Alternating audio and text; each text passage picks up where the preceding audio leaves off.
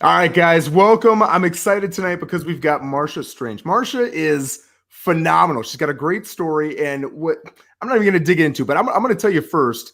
She's a broker, she's an owner, she's an agent. And Marsha, I don't know if you know this, but we found you. We looked up through a series of different sites because we're trying to find great agents doing great things so that you can share your stories with all the other agents who are watching. Hopefully, they can get something from it. And we found you on a list of the top 100 agents in the United States. You know you're on that list, right? I found out, I think was a month ago, and I had, Really? yeah, I got a message that I had been nominated, and I just thought, well, that's great, and Yeah. I was honored, and I went away for the weekend, went showed some property in Silver City, came home, opened up my email, and all of a sudden found out that I was top 100. Isn't that amazing? And it is amazing. And it's the best thing that has ever happened to me. I've had other awards and they could be based on population. This award was based on algorithms, numbers, and you can't make those up. Can't make so those so up. it was amazing. When I saw how much property I've moved in my career, I was pretty shocked. Yeah, isn't it? There's obviously the sense of pride in knowing that you've done that much business because it's not the business, it's not the commissions, but it's all the work that Yeah. you put in behind it, right? And all the struggle and the failures and the challenges. But like, think of all the families that have been in really tough situations and you've gotten them to where they need to be, where they help them buy or sell a house. Isn't that just one of the most rewarding things in the world? The whole reason I do it, the only reason I do it. And so that again was very moving to me because I knew, not, and so a lot of the reason I went into my own brokerage is whenever we went in the crash 2008, and I went to my clients or they would come to me, and I would want to help them, and I would go to my broker and they would say, my qualifying broker would say, you can't discount, we're not a discount company. And I try not to discount. That's not where I come from, but I come from helping people. So Yeah. if I go and do the math and I see they're upside down, especially during that 2008 and on, I wanted to be able to say, okay, you know what, I can help them, and money is secondary. Yep. And that's really how I built myself, built my business, and now I'm reaping the rewards, which is really awesome. That's beautiful. So you said you found out about this top 100 thing a month ago. What Mhm. kind of impacts has that had on you? What have you done with it? Have people found out about it? How has that impacted you?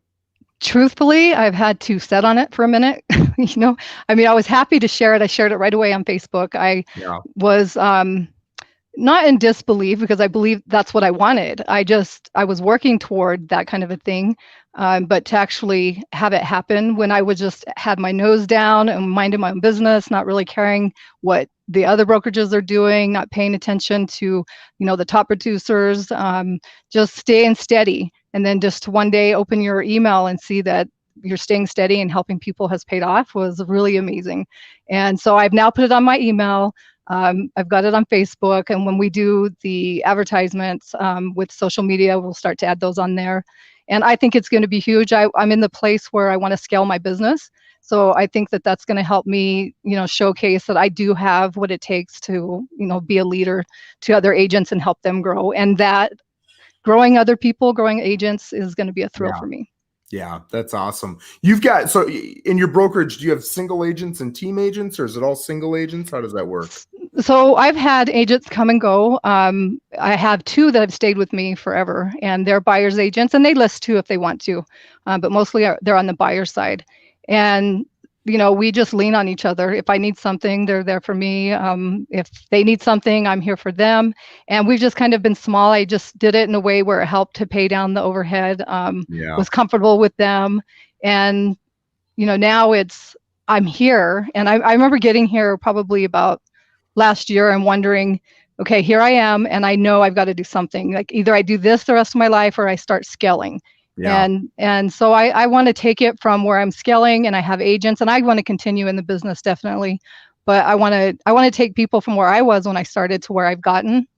And I think getting that award, it takes me back to your question, was when I got the award, that's what I thought. I was like, okay, now I have what I need to start helping other people and start making top tier beyond the scale of some of the larger brokers. Yeah. So taking on Larger agents, I brokerages. mean, yeah, taking on agents it's something that, so I just started, just to give you a little background on me, I just started going after the team thing myself about 8 weeks ago. And I hit the jackpot on the first one I got. We really hit it off. She is killing it. It is so rewarding to watch her. But one of the things that I've been warned about, and that I'm going to ask you about from agents who've done it, they've got 20, 30, 40, 50 people underneath them, is you really got to be careful with who you hire, who you take on. That interviewing process is really important. What tips would you give anybody looking to start a new team when it comes to the interview process, or maybe even the questions that you're asking?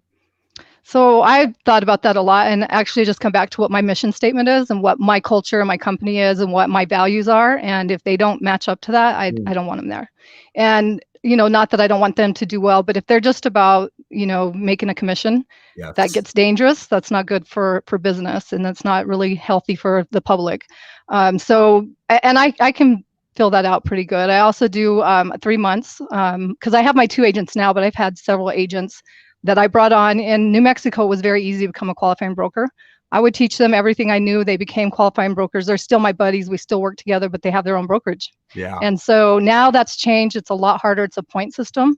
Yep. So I think it's a perfect time to start bringing on agents, because if I'm giving them what my value is, they at least have to stay with me now for 5 years before they can go open their own brokerage. So I like that quite a bit. I think it's funny. I've probably asked 8, 10 studs exactly that same question. And I think all of them have used the word values, core values, whatever it is. So it's forced me. I've got it hanging right there. I can see it on my wall. And I think it's so funny that is not funny, but it's a concept that people need to grasp onto. I think enough superstars are saying it, that it's one of those things that's obviously critical. Can you tell me a little bit about what your values are? So values first are, yes, we want to make money, but I don't want it to be about the money. And no, we're not a discount brokerage, but if we need to, we will. I want my agents to know they can come to me and we'll sit down, with paperwork, with clients. And, sometimes you get clients who try to take advantage of you as well. And you just figure that out and deal with it. But I think just actually showing up and doing what's best for the client first is really customer service. And I've been in the customer service industry my whole life. And if you don't have that, then you're not going to have a business. Yeah. And sometimes I've taken agents and they've done really good with customer service, and then they get hungry for the money and they're just doing so much that they're actually kind of hurting the client. And I don't care for that. Yeah. And when did you start as a single agent? My brokerage or no, but just originally, when did you get licensed? Licensed in 2003. 2003. So here you are, a single agent working for another broker, and it was 2000, was it 8 or 9? 2009. 2009, which is the bottom of the market. It's the worst possible time to sell real estate. And you thought, I'm starting a brokerage. I'm going to do it. Yes. How did that play out? How did you make that decision? And I'm going to ask the question I know everybody's asking themselves. Were you nervous? Were you concerned about that? So some background about me is I've always been an entrepreneur. I've always been very strong-minded. It's not that I don't want to work for the people. I just can't. I have my own ideas and I want to do it that way. And then it goes against them. And now we've got problems. And so when I got into the real estate, I thought, I'm going to open my own brokerage. And I got in and to find out that there's so much law, so much responsibility that I wasn't ready at 2000. I thought I'd do that 2005, 2006. Yeah. Then the market just started booming and I was making so much money. It was just like phenomenal and easy. And so I was just happy, just stayed where I was at. And then I think it was 2008 when, it got really rough, and I was with another brokerage, a big national chain. And on December 31st, I walked in to get my paycheck, and my broker said to me, "Well, congratulations, we made $100,000 off of you this year." And I thought, oh my gosh. And some of that was during that time, my husband became diagnosed with cancer. And so, I knew that I was going to have to contribute to our home. And I thought, that 100,000 will go a long way toward, hospital bills and my family. And so then it became personal. And even though the market was where it was at, I knew that I had to do it, that this was, I just had to, and I didn't need a broker to stand in my way and say I couldn't do this or I could do that. And as I don't know that it was scary, but I think it was pretty bold just to go Yeah. ahead and do it. And I thought, you know what, either I'll make it or I'll go back to work for another brokerage. And here I am.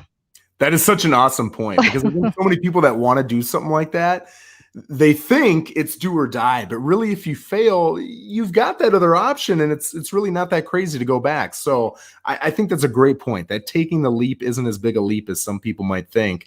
How did your first year look? Gosh, my first year out the Crazy. chute, I was so happy.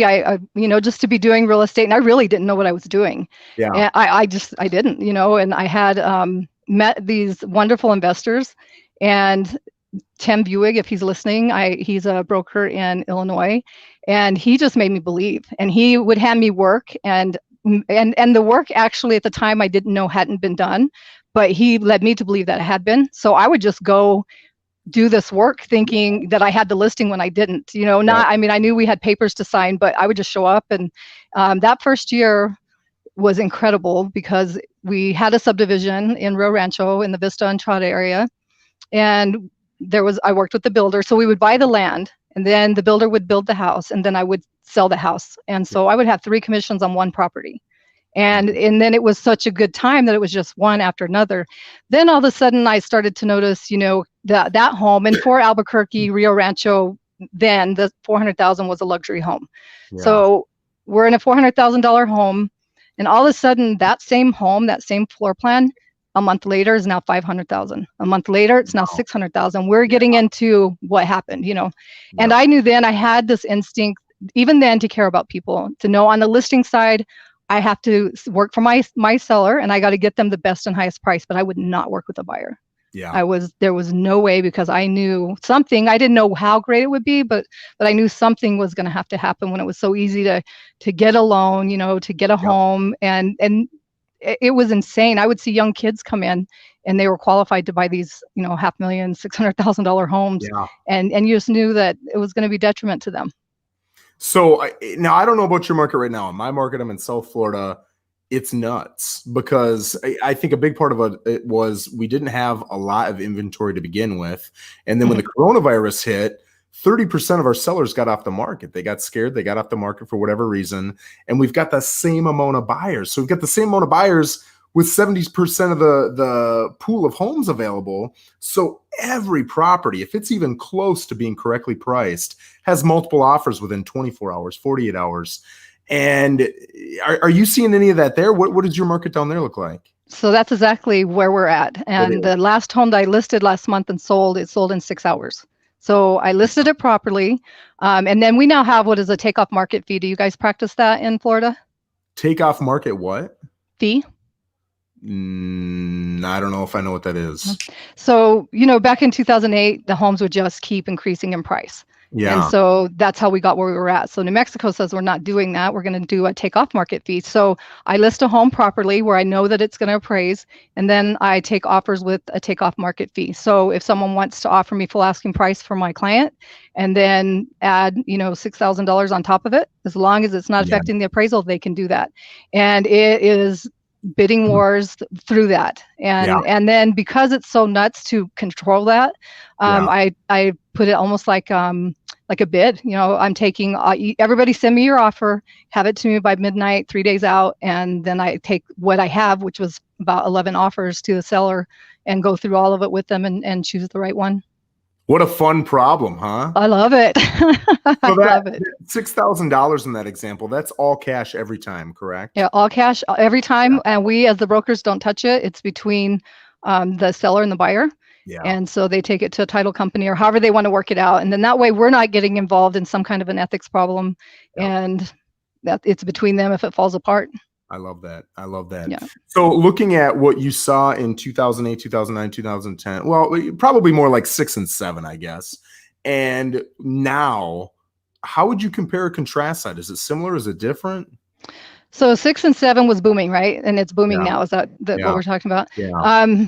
So in a way, when the whole coronavirus thing hit, I thought, oh my gosh, I don't know if I want to do this again, And then I thought, you know what, that was the worst. So we can go through this again. And for a couple months, I just kind of quit and just looked at what was going on. And what I was seeing was people needing us, needing our profession, being afraid. Also, the market's changed so much now because people are living at home, they're working at home, they're schooling their kids at home, they're the gyms at home, so they're looking for, people that are wanting to buy are looking for that. So I think where the market's different is that they don't really care about the house if it can be renovated to match what they need, and that's made it a little bit easier. What has been hard is just the lack of inventory, and just even the builders are put off that because of what happened in 2008 area, where they don't want to build all these houses out and then get stuck with all this inventory if the market falls out. And so it's a little different, but I'm much hopeful. I think it's going to be okay. Yeah. The two things I always, I guess, grasp onto when I'm thinking of that question is, I remember walking in when it was booming. And if your home went from 5 to 6, people would take that $100,000 right out of the equity and they go spend it on a 4-wheeler or a boat or whatever it was they wanted. So if the market would have dropped 2%, it would have impacted those people, and everybody was doing it. And you also saw a high percentage of people who had these short-term arms. And as soon as you see a negative in the market, they don't have the opportunity, because the whole thought, for probably 90+% of them is, if the market keeps going up, it doesn't matter what my long-term rate is. I'll just refi or sell or whatever, and it's no big deal. But when the market dipped a little bit, they didn't have that opportunity anymore. I don't see those two things happening right now. So I think that's a lot different. Would you agree? I agree. And I think it's education to the public, and, the Frank Dodd Act. And, a lot of them are these millennials that watch their parents go through it, some of them that can buy, they're a little more educated about the process. And then also myself as a realtor, I'm so much more educated, where I tell people 30-year fix and that's it.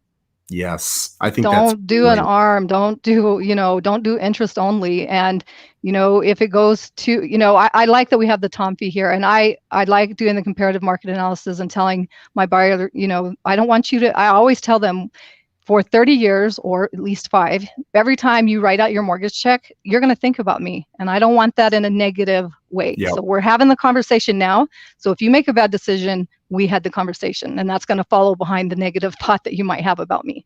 Yeah, I like that. I think that's great. Just like, forget ethics, it's just good, solid, just being a great person. I think that's phenomenal. So coming in as a new agent, what do you teach new agents? How do you succeed in this crazy world of real estate? Just do it. I don't have, so I educate my agents and everyone. If you were to talk to them, that's the one thing they say is how much education they got from me. And I would take them singly with me, and that's how I train them. So I take one agent and they're at my side. And the funniest thing is, and she does really good, and she actually works for me as a transaction coordinator. She's opened her own brokerage, and that's what she does now.